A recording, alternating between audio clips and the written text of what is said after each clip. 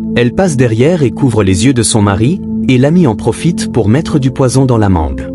Mais les deux ne savent pas qu'il y a quelqu'un d'autre qui les regarde. Suivez bien cette histoire.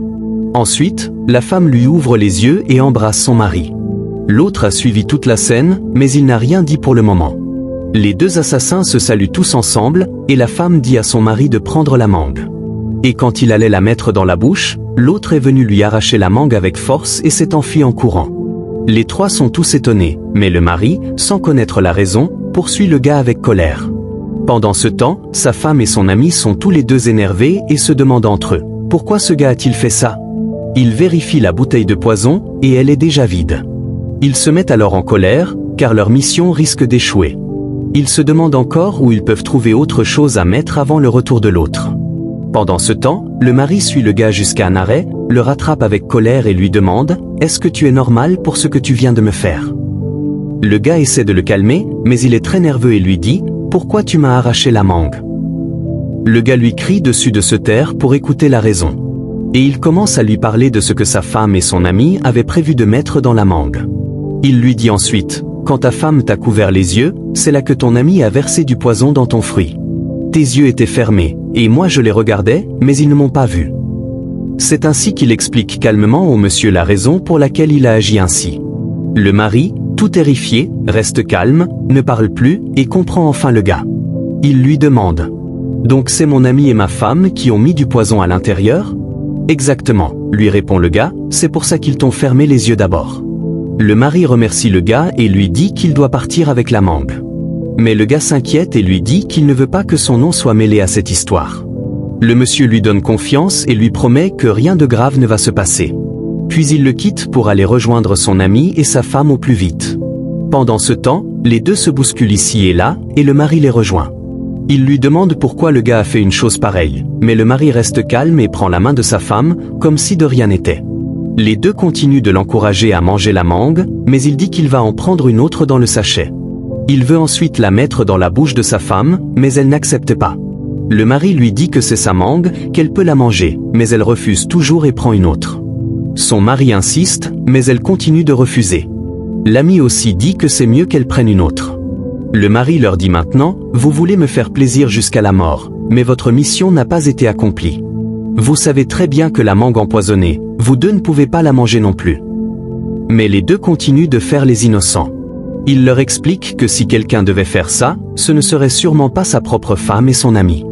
Il demande alors à l'ami s'il peut manger la mangue et lui propose de le faire. Mais lui aussi refuse. Le mari insiste, « Si tu sais qu'il n'y a rien dedans, mange alors. » Mais il n'accepte toujours pas, disant qu'il n'a pas encore faim. La femme du monsieur aussi refuse de manger. Les trois sont confus, mais la vérité est déjà claire pour le mari. Ensuite, il appelle le garçon témoin, qui vient. Le mari lui pose des questions devant eux, et le garçon explique tout, en face d'eux. Le mari s'énerve contre son ami et lui donne un coup. Il serre ensuite la main du garçon et le remercie infiniment. Ce dernier ajoute, « Fais très attention à ces gens-là. C'est moi qui suis vraiment contre ta mort. » Et il s'en va. Maintenant, le mari dit aux deux, surtout à sa femme, « Vous avez essayé de me tuer avec cette mangue. » Il crie au-dessus d'eux. Les deux s'excusent alors, mais ils essaient encore de se justifier. Le mari dit à son ami, « Tout ce que j'ai prévu pour toi, c'est fini. Je ne veux plus jamais te revoir. » Et il dit à sa femme, « Rentre à la maison et ramasse tous tes sacs, sans rien laisser du tout. » Voilà comment le mal qu'on prépare aux autres peut nous revenir. Si tu sais que Dieu peut t'aider à te sauver comme ce monsieur, tape Amen en commentaire et partage cette vidéo. Regardez la sorcellerie entre amis. Elle tire doucement le papier de son ami et le déchire, alors que l'autre attend attentivement l'arrivée du chef. Pendant ce temps, le directeur de l'entreprise surprend la scène mais ne dit rien et met ça dans son sac. Ensuite, elle touche l'argent sur la table du directeur, le ramasse et le met dans le sac de son ami encore, puis elle se remet à l'aise avec l'autre, mais l'ami ne sait rien. Le directeur a suivi toute la scène et retourne tranquillement. Quelques secondes plus tard, il rentre dans le bureau et leur demande de s'asseoir. Il prend le dossier de la mauvaise amie et commence à vérifier. Il appelle son nom, elle confirme que c'est pour elle et le directeur lui pose certaines questions puis lui donne son papier. Il prend ensuite le dossier de la seconde, vérifie, mais ne trouve rien. Il agit comme s'il n'avait rien vu et demande à la fille, « Où sont tes papiers ?» La fille, troublée, se lève et commence à chercher son papier. Elle demande à son ami, on les a tous amenés ici, mais où sont les miens?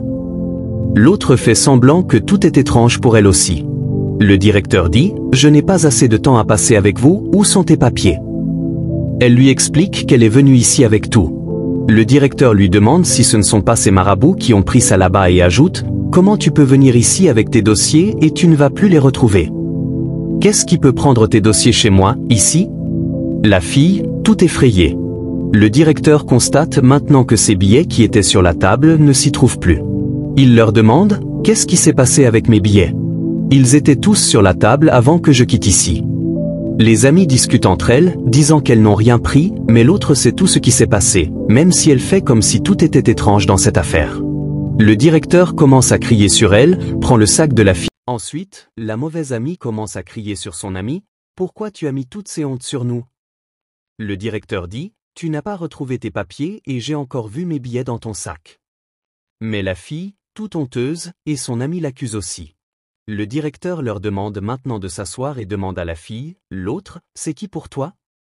Elle répond, « C'est mon ami. » Le directeur parle maintenant à la fille et commence à lui dire la vérité, qu'il a suivi tous les scénarios. Puis il parle à la mauvaise amie, « Comment tu peux faire ça à ton ami ?» La mauvaise s'excuse en se mettant à genoux. Le directeur sort les papiers déchirés de son sac. Même la fille n'arrive pas à croire que son ami puisse lui faire ça. Le directeur lui donne son sac et lui dit de se lever et de sortir. Il crie sur elle. Elle s'excuse en partant, et elle est partie. Le directeur fait asseoir l'autre fille et commence à lui parler. La fille, très touchée et honteuse, écoute. Le directeur lui explique que si c'était ailleurs, c'en était fini pour elle. Puis il lui dit, « Demain, tu viens commencer le travail. Laisse tous les papiers ici. » Il lui donne encore une part des billets, et elle remercie énormément le directeur en se mettant à genoux. Il la relève et lui remet l'argent, lui rappelant que demain elle commence le travail. Ne pensez pas au mal de vos amis, car cela peut tout faire contre vous. Si tu regardes cette vidéo, écris dans les commentaires si toi, tu pourrais pardonner cet ami.